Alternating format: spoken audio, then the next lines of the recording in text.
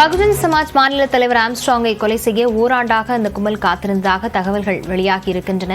இது தொடர்பான விவரங்களுடன் செய்தியாளர் கோகுல் இணைந்திருக்கிறார். கோகுல், என்ன தகவல்கள் தற்போது வெளியாகி இருக்கிறது? விவரங்களை பதிவு செய்யலாம்.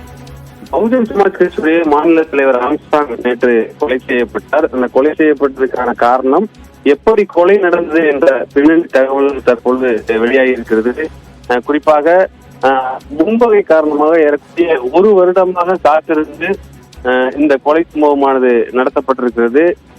ஐநாவரத்துல தற்பொழுது ஆம்ஸ்ட்ராங் வசித்து வருகிறார். பெரம்பூரில் இருக்கக்கூடிய சொந்த வீட்டில் புனரமைப்பு பணிகள் நடைபெறுவதால் ஐநாவரத்தில் அவர் வசித்து வருகிறார். நேற்று அந்த வீட்டு வேலை பணிகளை பார்ப்பதற்காக தன்னுடைய நண்பர்களோடு அங்கு போகும்போது சரியாக 5:50 மணிக்கு இந்த கொலை சம்பவமானது நடந்திருக்கிறது.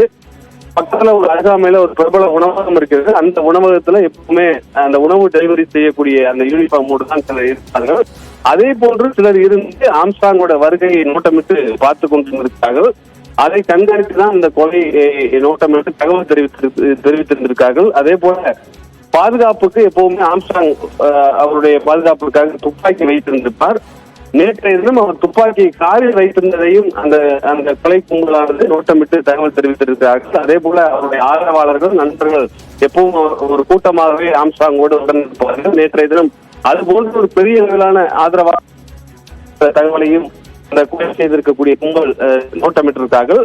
அதன் பின்பு சரியாக 5:50 மணிக்கு இந்த கொலையை பட்டப்பகலில் அவருடைய வீட்டில் அருகாமையிலேயே இந்த சம்பவத்தை நடத்தியிருக்கிறார்கள். அதே போல அந்த வீடு மட்டுமல்லாமல் அந்த பகுதி முழுவதுமே சிசிடிவி கேமராக்கள் அதிக அளவில் பொருத்தப்பட்டிருக்கும். ஆம்ஸ்ட்ராங் எப்போதும் அந்த சிசிடிவி கேமராக்களை கண்காணிப்பது வழக்கம். நேற்றைய தினம் அந்த கண்காணிப்பை கூட அவர் செய்யவில்லை என்றும், அவருடைய ஆதரவாளர்கள் பெரிய அளவில் அங்கு இல்லாத போது இந்த கொலை சம்பவத்தை நடத்தியிருப்பது விசாரணையில் தெரிய வந்திருக்கிறது.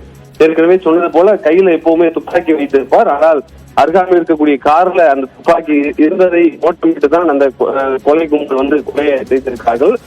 முதல்ல முதுகில் வெட்டிய அந்த கொலை கும்பல் பின்பு அவருடைய நெஞ்சிலையும் அந்த ஆழமாக கட்டியை வைத்து வெட்டியிருப்பதும் விசாரணையில் தெரிய வந்திருக்கிறது. 6 பேர் கொண்ட கும்பல் 3 பைக்ல வரக்கூடிய சிசிடிவி காட்சிகள் தற்பொழுது அந்த காட்சிகள் மூலம் தெளிவாக பதிவாகியிருக்கிறது. அதுல சிலர் ஜொமோட்டோவுடைய அந்த நிறுவனத்துடைய பிரபல அந்த உணவு டெலிவரி செய்யக்கூடிய நிறுவனத்துடைய அந்த ஆடையை பயன்படுத்தியிருப்பதும் அந்த காட்சிகள் மூலம் தெரிய வருகிறது.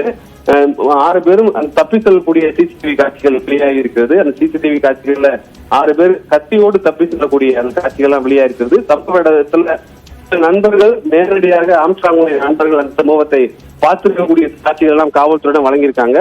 நேற்றைய தினம் 8 பேரும் காவல்துறையிடம் சரணடைந்திருக்கார்கள். 8 பேரும் தொடர்ச்சியாக விசாரணையானது மேற்கொள்ளப்பட்டு வருகிறது. ஏற்கனவே இருக்கக்கூடிய முன்பகை, அதாவது ஆற்காடு சுரேஷுடைய கொலை வழக்குல அந்த முன்பகை காரணமாக 1 வருடமாக திட்டம் தீட்டி ஆம்ஸ்ட்ராங்கை கொலை செய்திருக்கிறார்கள். ஆம்ஸ்ட்ராங் கொலை என்பது சென்னை மாநகரத்தை பொறுத்தளவு ஒரு பெரிய பரபரப்பை ஏற்படுத்தியிருக்கிறது. ஆம்ஸ்ட்ராங்குடைய ஆதரவாளருக்கு ஒரு பெரிய அதிர்ச்சியை ஏற்படுத்தியிருக்கிறது. எந்தவித சட்ட ஒழுங்கு பிரச்சனையும் ஏற்படாமல் இருப்பதற்காக காவல்துறை ஆம்ஸ்ட்ராங் வீடு மற்றும் மருத்துவமனை உள்ளிட்ட பல இடங்களை குவிக்கப்பட்டிருக்காங்க. தொடர்ந்து கைது செய்யப்பட்ட 8 நபர்களுடன் விசாரணை மேற்கொள்ளப்பட்டு வருகிறது. இதுல முக்கியமான குற்றவாளி பொன்னை பாலா என்ற ஒரு முக்கியமான குற்றவாளி இருக்கிறார். ஆற்காடு சுரேஷுடைய சொந்த சகோதரர். அந்த கொலைக்கு பழிக்கு பழியாக இந்த சம்பவம் நடந்திருக்கலாம் என்ற அடிப்படையில விசாரணையானது மேற்கொள்ளப்பட்டு வருகிறது. இந்த கொலையில கைது செய்யப்பட்டவர் மட்டுமல்லாமல் வேறு யார் பின்புலத்தில் இருக்கிறார் என்ற விசாரணையும் 10 தனிப்படைகள் அமைத்து, அதாவது வடக்கு கூடுதல் ஆணையர் ரத்னாகர் தலைமையில 10 தனிப்படைகள் அமைத்து ஒவ்வொரு கோணத்திலையும் இந்த விசாரணையை நடத்தி வர்றாங்க. சம்பவ இடத்துல பல பொருட்கள் கைப்பற்றப்பட்டிருக்கிறது. அதாவது கத்தி, செல்போன், ஆம்ஸ்ட்ராங்குடைய செப்பல் உள்ளிட்டவைகள்லாம் கைப்பற்றப்பட்டிருக்கிறது. அந்த இடம் முழுவதுமே ரத்த வெள்ளமாக இருக்கக்கூடிய காட்சிகள் எல்லாம் நாம் காட்சிப்படுத்திருக்கிறோம். அந்த பகுதி முழுவதுமே இப்பொழுது பரபரப்பை ஏற்பட்டிருக்கிறது.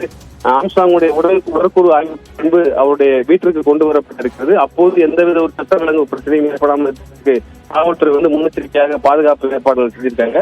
10 தனிப்படைகளும் ஒவ்வொரு கோணத்திலையும் இந்த விசாரணையை மேற்கொண்டு வர்றாங்க. சிறையில் இருக்கக்கூடிய சிலர் இந்த கொலையை திட்டமிட்டிருக்கலாம் என்ற அடிப்படையிலேயே விசாரணை மேற்கொள்ளப்பட்டு வருகிறது.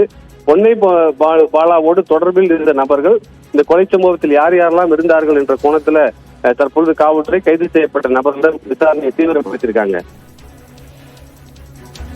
விவரங்களுக்கு நன்றி கோகுல்.